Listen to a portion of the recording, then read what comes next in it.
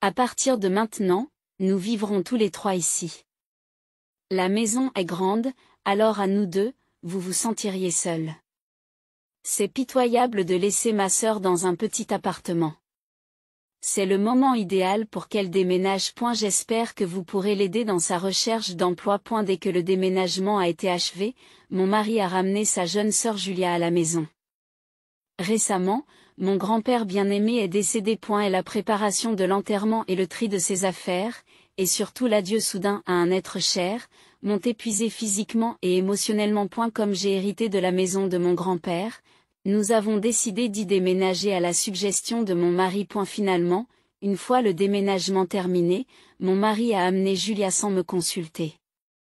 Un tel comportement déraisonnable de la part de mon mari a rapidement refroidi les sentiments d'amour que j'éprouvais à son égard. Je m'appelle Lucie. Je suis diplômée de la faculté de pharmacie de l'université locale et je travaille actuellement comme pharmacienne, entrant cette année dans ma 5e année. Mon mari, un camarade de classe, m'a été présenté il y a 2 ans par un collègue de l'hôpital où je travaille. Il travaille à temps plein dans un supermarché et est d'une nature généreuse. Elle avait rompu avec sa petite amie de l'époque où il était étudiant et semblait avoir le cœur brisé. J'ai moi-même eu un petit ami une seule fois au lycée, mais cela n'a pas duré longtemps. Mon mari et moi avons peu d'expérience en matière d'amour, mais cela nous a donné un sentiment de sécurité. Nos vacances étaient rarement compatibles en raison de nos professions différentes, mais notre relation s'est déroulée sans heurts et nous nous sommes mariés lorsqu'il a été promu chef sur son lieu de travail. Après notre mariage, nous avons commencé une nouvelle vie dans un appartement bien situé au centre de la ville. Mes parents sont morts dans un accident et depuis le lycée, je vis avec mon grand-père dans sa vieille maison. Et la maison, un vieil immeuble, rampait chaque fois que l'on marchait sur le sol. Cependant, la maladie chronique de mon grand-père s'est aggravée il y a 6 mois et son état de santé s'est détérioré, entraînant des hospitalisations répétées et le fait qu'il ne pouvait presque plus sortir. Cette maison remplie de souvenirs de mon grand-père m'est très précieuse et, même après avoir déménagé, j'y retourne régulièrement pour la nettoyer. Mon grand-père, qui luttait contre sa maladie, était très heureux de mon mariage et m'a dit avec force que cela me motivait à continuer. J'ai promis de mener une vie heureuse, en gardant ces paroles près de mon cœur. Heureusement, j'ai pu établir rapidement de bonnes relations avec les parents de mon mari. Le début de notre vie conjugale s'est déroulé sans heurts, mais il y avait une inquiétude. Il s'agissait de Julia.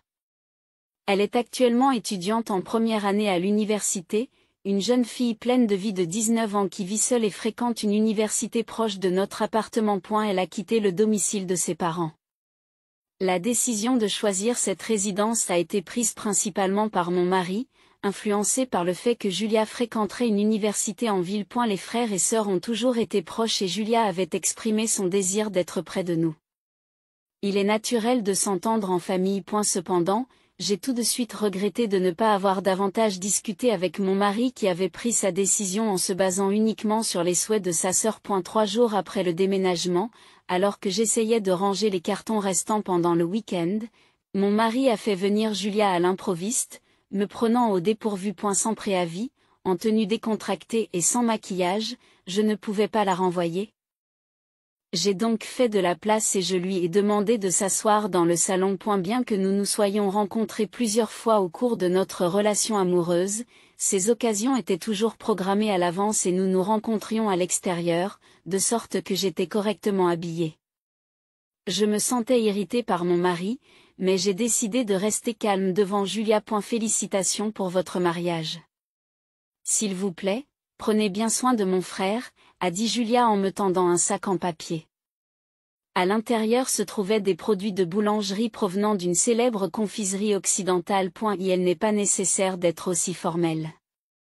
Cela me coûterait cher de lui rendre l'appareil, a dit mon mari avec un rire facile, mais je ne pouvais pas cacher mon agitation intérieure. Julia, avec ses dépenses somptuaires, possède des vêtements et des accessoires coûteux qui semblent trop matures pour une étudiante. Une fois, j'ai demandé discrètement à mon mari si elle ne faisait pas quelque chose d'inapproprié, mais dès qu'il s'agit de Julia, il change d'expression et dit « Elle ne ferait pas une telle chose, mais je lui proposerai de L'aider financièrement si elle a des problèmes. Julia reçoit certainement une allocation mensuelle de ses parents. Je l'ai entendu dire directement par sa mère et je connais les détails du montant, donc je suis sûr que c'est exact. Bien que ses frais de subsistance soient largement suffisants en dehors des frais de scolarité, elle reçoit maintenant de l'argent supplémentaire de la part de mon mari. Lorsque je souligne cette indulgence successive, mon mari s'y oppose et de vives disputes éclatent entre nous. Bien qu'ils vivent loin et que nous ne nous rencontrions que quelques fois par an, ils me disent toujours que tu es toujours la bienvenue. Bien que je puisse comprendre son souci pour Julia, j'ai du mal à accepter qu'il lui achète fréquemment des sacs et des accessoires coûteux ou qu'il cuisine pour elle dans son appartement. À part cela, c'est un mari gentil qui prend l'initiative des tâches ménagères, et je n'ai pas d'autres reproches à lui faire. Le problème, c'est Julia elle-même. Elle ne semble pas avoir une grande estime pour moi et me fait des remarques condescendantes. Ayant grandi dans un environnement où ses parents et son frère l'ont toujours choyée, elle me voit probablement comme un obstacle. Je n'aurais jamais pensé que quelqu'un comme Lucie deviendrait la femme de mon frère. Avant, il ne sortait qu'avec des femmes qui ressemblaient à des mannequins. Lucie semble plutôt banale en comparaison. Il y a une différence entre quelqu'un qu'on aime et quelqu'un qu'on épouse. J'espère qu'il ne vous trompera pas. Lucie, tu as un bon revenu en tant que pharmacienne, n'est-ce pas? Pourquoi ne t'habilles-tu pas de façon plus tendance? N'étiez-vous pas introverti et concentré uniquement sur vos études pendant vos années d'études? Ces commentaires sarcastiques m'ont été adressés par Julia en l'absence de mon mari. Elle n'a que 19 ans et est encore très immature. J'ai pensé à me plaindre à mon mari dans ces moments les plus insistants. Mais étant donné son attitude indulgente à son égard, les complications qui en résulteraient ne sont pas difficiles à imaginer. Comme les sarcasmes sont restés verbaux, je n'en ai parlé à personne. Sachant que nous allions avoir une relation à long terme, j'ai décidé qu'il serait contre-productif de faire du russe pour s'entendre, et j'ai donc choisi de construire la relation lentement. Julia, qui venait d'arriver, est revenue sans prévenir. À cette époque, mon mari n'était pas encore rentré à la maison et je me préparais à travailler l'après-midi. Le café était trop bondé, alors je suis venue déjeuner ici. J'ai aussi amené quelques amis. Est-ce que ça va? Bien que ces actions soient sans précédent et qu'il soit difficile de contenir ma colère, les amis de Julia étaient derrière elle, et j'ai réussi à les renvoyer avec un comportement calme. Je n'ai pas demandé de détails, mais plus tard dans la soirée, alors que j'étais au travail, mon mari m'a appelé à plusieurs reprises. Êtes-vous folle d'envoyer des jeunes gens affamés loin de notre maison? Si vous étiez occupé, vous auriez dû au moins leur donner de l'argent. Ma sœur dit que vous l'avez embarrassée devant ses amis. Elle n'est pas certain que cet incident ait été l'élément déclencheur, mais j'ai commencé à sentir un changement dans l'attitude de mon mari par la suite. Nous avions convenu de partager les tâches ménagères puisque nous travaillons tous les deux, mais il a progressivement commencé à les négliger, augmentant ainsi mon fardeau. J'avais l'habitude de penser qu'il était doux, mais il est devenu évident qu'il était en fait négligent et inconstant, se désintéressant souvent rapidement de nouveaux passe-temps et laissant inutiliser les objets qu'il avait achetés pour eux. Ces objets de loisirs étaient éparpillés partout, non seulement dans sa chambre personnelle, mais aussi sur la table à manger et dans la voiture. J'ai fini par le lui faire remarquer, mais il m'a ignoré et n'a rien fait. J'avais l'impression qu'il s'intéressait de moins en moins à moi à cause de mes tracasseries. Malgré ce comportement désordonné, Julia était l'exception pour mon mari. Les visites inopinées se poursuivent. Et le comportement égoïste de Julia, qui mange notre nourriture et me fait effrontément souffrir, ne s'arrête pas. Au début, elle me tourmentait secrètement lorsque mon mari n'était pas là, mais dernièrement, elle a profité de son indulgence et a commencé à être ouvertement sarcastique. Julia se plaint souvent des repas que je prépare. Cet assaisonnement est trop fort, n'est-ce pas? Êtes-vous vraiment pharmacien? Vous servez intentionnellement des choses nocives pour que nous achetions vos médicaments? Tu devrais faire attention, mon frère. Elle fait des plaisanteries malveillantes sur ma profession et mon mari se joint à elle en riant. Elle lui soutire régulièrement des sommes d'argent considérables. Je comprendrais qu'elle ait besoin d'argent pour les dépenses courantes ou les manuels universitaires, mais c'est clairement pour son confort qu'elle achète des cadeaux d'anniversaire à ses amis. Puis, elle emmène mon mari faire du shopping dans des marques haut de gamme et le laisse dépenser beaucoup d'argent. Lorsque je fais remarquer cela, on me répond que j'ai le droit de dépenser mon argent comme je l'entends et que nous pouvons avoir un véritable dialogue. À l'insu de mon mari, Julia sourit dans mon dos, obtenant tout ce qu'elle veut alors que je n'obtiens rien. Lorsque je lui fais remarquer quelque chose, Julia se met rapidement à pleurer et cherche à sauver mon mari de façon spectaculaire. Et elle est malheureux qu'il soit trompé par son jeu excessif. Je me suis rendu compte trop tard que mon mari était surprotecteur. Le fait qu'il croit aveuglément aux histoires de Julia et qu'il me blâme est risible et suffit à refroidir mon affection pour lui. Cependant, Julia sera bientôt étudiante en 3e année d'université, occupée à chercher un emploi et à rédiger sa thèse, et je ne la verrai pas aussi souvent, j'ai donc décidé d'être patiente un peu plus longtemps. J'espère que sa personnalité difficile s'adoucira une fois qu'elle aura obtenu son diplôme et qu'elle se sera rapidement mariée.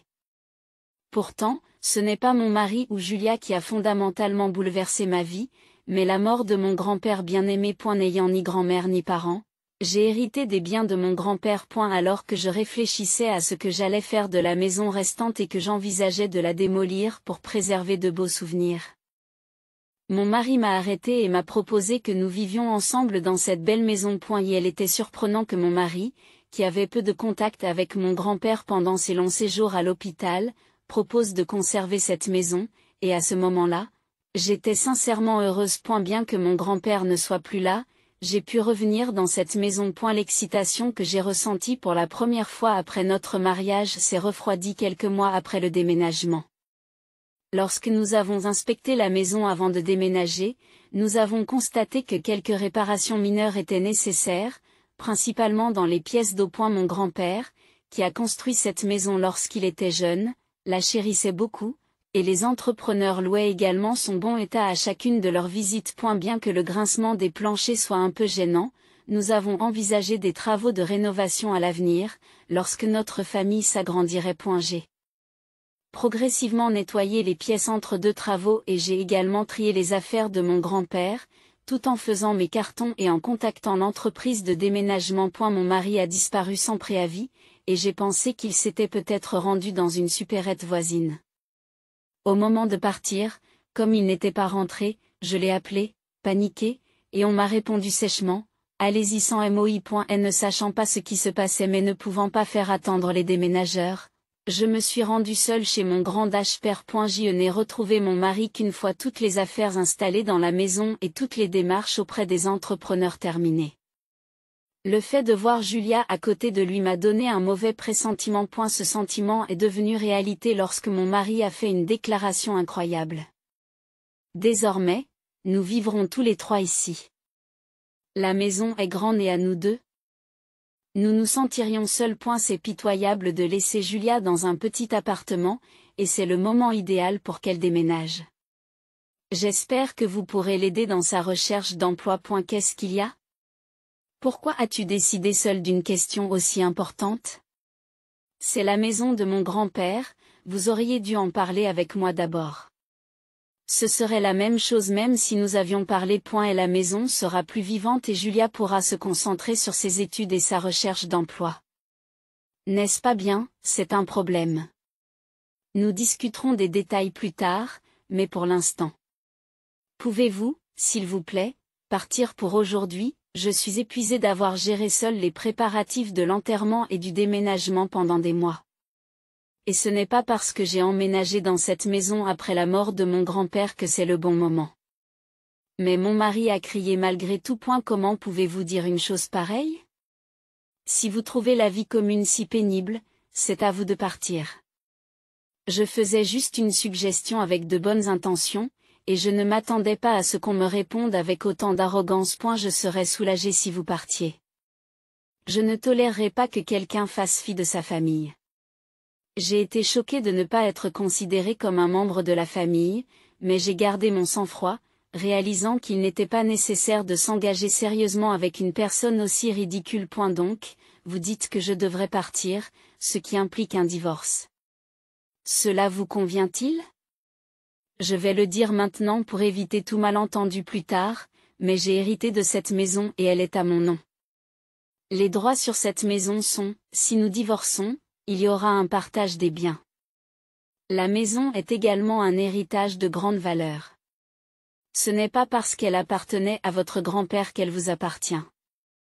Les choses ne vont pas toujours dans le bon sens dans ce monde. Même si nous divorçons. Je suis un ex-conjoint légitime et j'ai droit à la moitié de la maison. Je paierai pour votre moitié, alors partez, s'il vous plaît. Avant que je puisse répondre, la réponse de mon mari était complètement absurde. Lucie, tu es très stricte en ce qui concerne l'argent, n'est-ce pas? Même si vous gagnez votre vie? Qu'est-ce que cela veut dire que tu es si avide? Vous devriez être plus gentille avec une jeune femme. Vous pensez peut-être que je suis une jeune femme qui dilapide l'argent, mais les filles en ont besoin. D'un autre côté, vous portez ces vêtements sobres tous les jours et avec tout ce maquillage, où dépensez-vous votre argent? C'est comme si tu avais complètement renoncé à être une femme. C'est pitoyable, n'est-ce pas? Julia m'a critiqué triomphalement aux côtés de mon mari. En voyant cela, j'ai perdu tout amour pour eux et j'ai voulu quitter la situation le plus vite possible. C'est bien si nous ne parlons plus des droits de la maison, mais es-tu vraiment d'accord avec ça? J'ai bien vérifié. J'ai dit cela, mais les frères et sœurs ont eu l'air surpris pendant un moment, puis ils ont recommencé à sourire. Vous essayez de nous déstabiliser et de vous amuser à regarder ça, n'est-ce pas? C'est ça la parlotte. J'apprécie que vous acceptiez le divorce. Tenez, signez ceci. Mon mari m'a tendu un formulaire de divorce déjà signé. Heureusement pour moi, qui avait perdu toute affection, la procédure se déroulait sans encombre. Désolé, mais cela ne te dérange pas que je sois plus aimée que toi, Lucie. Si vous envisagez de vous remarier, vous devriez peut-être vous montrer un peu plus féminine. Ont-ils dit en riant. Je soupire en ramassant les papiers du divorce qui sont tombés par terre. Mécontente de mon attitude, Julia se plaignit à nouveau. Du coin de l'œil, je dis à mon mari, tu es complètement inconscient, n'est-ce pas? La pauvre. Ta méchante sœur pourrait bien finir par te chasser. Toi aussi. Alors arrête de rire et affronte la situation comme il se doit. Qu'est-ce que tu racontes? Mon mari ne comprenait toujours pas, il penchait la tête. Cependant, Julia, peut-être à cause de son jeune âge, ne pouvait pas cacher son agitation et son expression s'est raidie. Devant l'air confus de mon mari, Julia rétorqua, de quoi parlez-vous, madame? Je ne ferai jamais une chose pareille. Mais sa nervosité a semblé l'affecter. Et j'ai remarqué un changement dans son attitude. Saisissant l'occasion, j'ai oublié ma fatigue et j'ai commencé à expliquer gentiment afin de renverser la situation. En fait, j'ai entendu quelque chose dans un pub près de l'université. Et les jours où tu t'es entiché de ta sœur, tu n'es pas rentré à la maison. J'étais tellement épuisée par la paperasserie et je n'avais pas d'énergie pour cuisiner. Je me suis donc ressourcée en allant dîner chez des amis. Cela dit, j'ai sorti mon smartphone sur le champ et j'ai écouté un fichier audio que j'avais enregistré un jour. Le grand-père de la femme de mon frère est décédé, et cette maison sera bientôt la nôtre. Sa vieille femme est un peu gênante. Mais comme mon frère est de mon côté, tout va bien. Il écoute tout ce que je dis. Une fois, j'ai aidé mon frère qui était malmené par mon ami. Et depuis, c'est toujours comme ça. C'est drôle, non? Il a de l'argent, alors j'ai l'intention de l'utiliser intelligemment pour obtenir cette maison. Ce sera génial de ne pas avoir à payer de loyer, et la chambre est spacieuse. J'y vivrai avec mon petit ami. Une fois que j'aurai obtenu la maison, je retirerai petit à petit de l'argent à mon frère et je finirai par le chasser. Je pense que ce n'est pas un problème. Et si mon frère parle de divorce à cause de la maison, la vieille femme va certainement paniquer. Heureusement. Le pub était bruyant.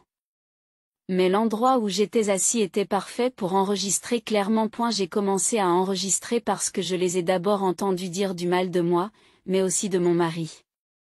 Mais au fur et à mesure qu'elle et son ami s'enivraient, leur terrible plan est devenu évident. J'ai décidé de ne pas en parler tout de suite à mon mari, mais d'observer d'abord sa réaction. Malheureusement, mon mari, persuadé par sa sœur, a rapidement évoqué le divorce, ce que j'ai accepté. En revenant des toilettes, j'ai confirmé que l'oratrice principale était Julia. Lorsque mon mari a regardé Julia, son visage est devenu pâle de peur et sa voix a tremblé. Julia a baissé les yeux pendant un moment, mais les a soudain relevés et a répliqué férocement, en rougissant. C'est une invention. Il est impossible que nous nous trouvions par hasard dans le même restaurant. Tu ne connais même pas mon copain et c'est bizarre que tu fasses des conclusions juste en le voyant un peu. Même si c'était vraiment moi, les écoutes téléphoniques sont un problème. Jouer au détective tout seul et n'impliquer pas les autres. J'ai ensuite réécouté l'enregistrement que j'avais arrêté. Le bruit de lourdes bottes, titubant vers les toilettes, a été enregistré. Juste après, un homme a été enregistré en train de parler au téléphone avec une femme. Elle s'exprimait d'une voix cassante, qualifiant Julia d'ADM et lui faisant part de son intention de lui prendre la maison. L'homme se vantait de pouvoir obtenir n'importe quel cadeau de Julia s'il la suppliait. Elle a ajouté qu'il recevait également de l'argent d'elle parce qu'il ne travaillait pas. Il a été révélé que Julia avait déjà donné à son nouveau petit ami les marques de luxe que lui avait offertes son frère et qu'elle le payait avec l'argent qu'elle gagnait grâce à son emploi à temps partiel. Lorsque j'ai entendu cela pour la première fois, j'ai compris que Julia s'était fait avoir. Mais la situation avait changé du tout au tout. Elle avançait un plan malhonnête en coulisses et la maison de mon grand-père était presque prise dans cette combine. J'ai estimé qu'elle méritait de faire face aux conséquences de ses actes. Une fois l'enregistrement terminé, j'ai observé la réaction de Julia. Son visage montrait déjà des signes de confusion et de choc, sombrant dans un état d'égarement total. À partir de cette scène, mon mari a sans doute compris que Julia était la femme qui parlait à l'homme et qu'elle était obligée d'accepter la vérité. C'est toute la vérité que j'avais à partager et il n'y a rien à ajouter. Alors que je m'apprêtais à partir, mon mari m'a soudain pris la main, les yeux brûlants de ferveur. Attends un peu, Lucie, tu le sais aussi, n'est-ce pas? J'ai été trompée. Reconsidérons le divorce.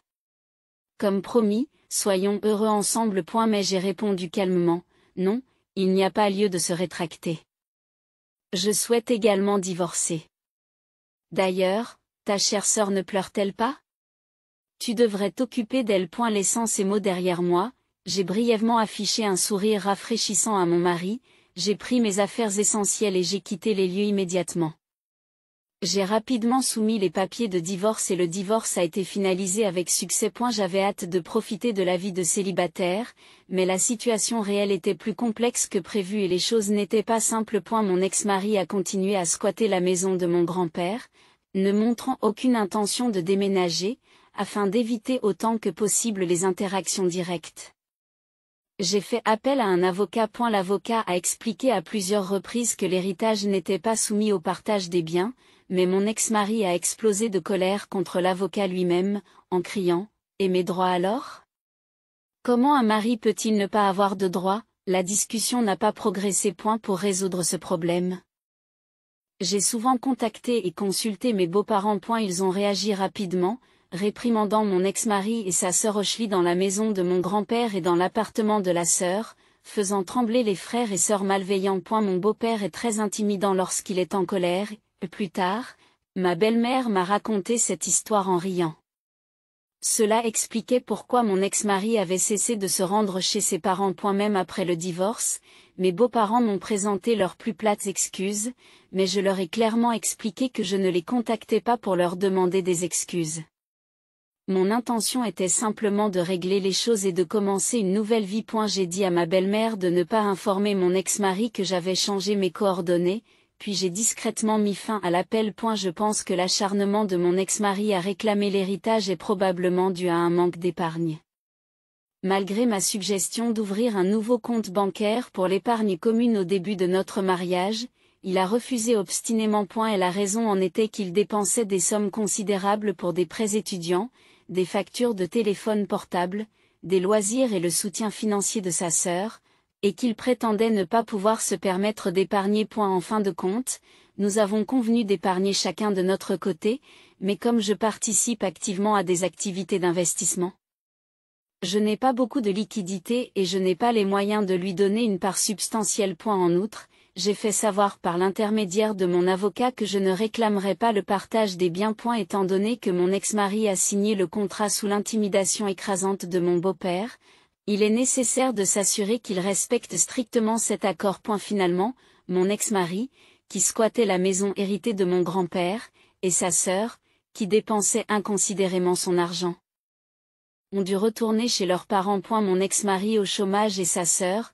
qui a abandonné ses études, ont accepté des emplois subalternes dans une entreprise gérée par des parents pendant des journées de travail physique intense. Sous une supervision stricte, ils sont recyclés à la fois mentalement et physiquement, travaillant chaque jour dans les larmes. Pendant ce temps, ma belle-mère a envoyé une photo montrant comment les longues heures de travail ont changé le physique de mon ex-mari, transformant son ventre nu en un ventre tonique.